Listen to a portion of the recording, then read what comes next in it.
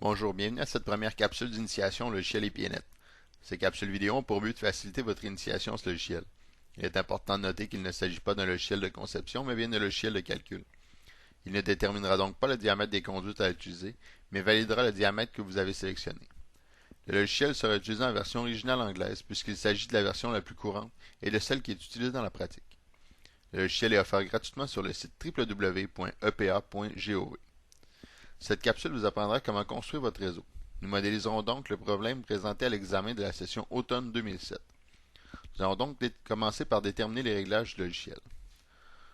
Vous allez donc sélectionner l'onglet Project, ensuite Defaults, et finalement l'onglet Hydraulics. Nous allons utiliser l'unité de débit, le litre par seconde. Et ensuite, comme formule de perte de charge, nous allons utiliser Hazen-Williams. Ensuite, vous sélectionnez OK. Nous allons maintenant insérer un arrière-plan. Dans le cas de l'examen 2007, les aires tributaires avaient déjà été divisées. Pour votre projet, vous devrez effectuer cette tâche préalablement.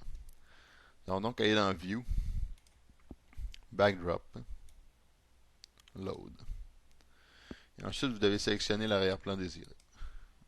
Faites ouvrir. Et voilà. Pour maintenant ajuster l'écran à la zone concernée en utilisant la loupe avec le petit plus et en sélectionnant l'air que vous désirez observer. Voilà. Nous allons maintenant ajouter les nœuds avec la commande Add Junction. Nous allons donc sélectionner cette commande. Et ensuite, nous allons cliquer sur le nœud 1, encore une fois sur le nœud 2, et ainsi de suite.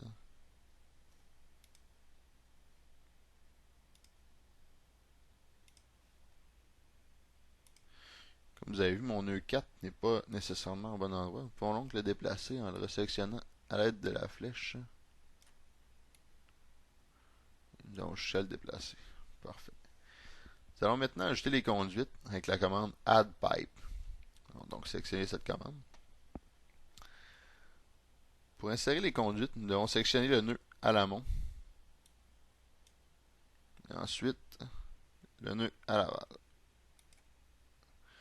Comme vous voyez, normalement, je n'ai mal sélectionné mon second nœud. Donc, recommencer. Pour recommencer, vous avez qu'à cliquer sur le piton de droite de la souris. Donc, sélectionner le nœud 1 et le nœud 2. Ensuite, le nœud 2 et le nœud 3.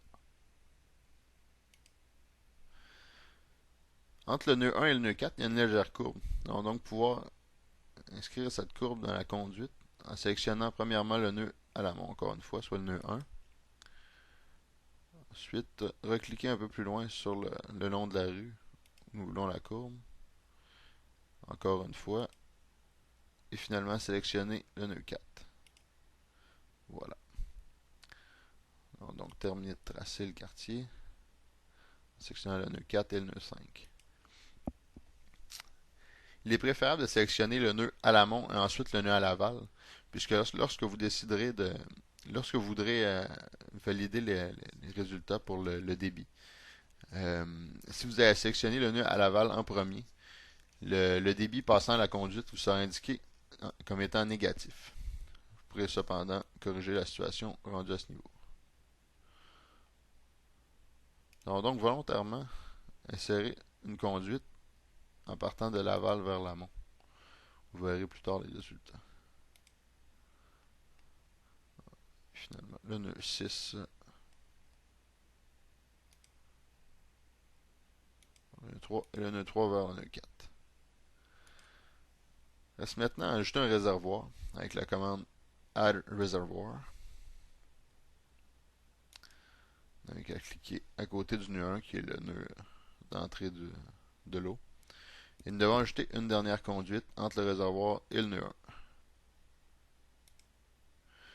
Voilà, nous allons maintenant tracer le réseau. Vous verrez dans les prochaines capsules comment effectuer les réglages de vos nœuds et de vos conduites. Merci, au revoir.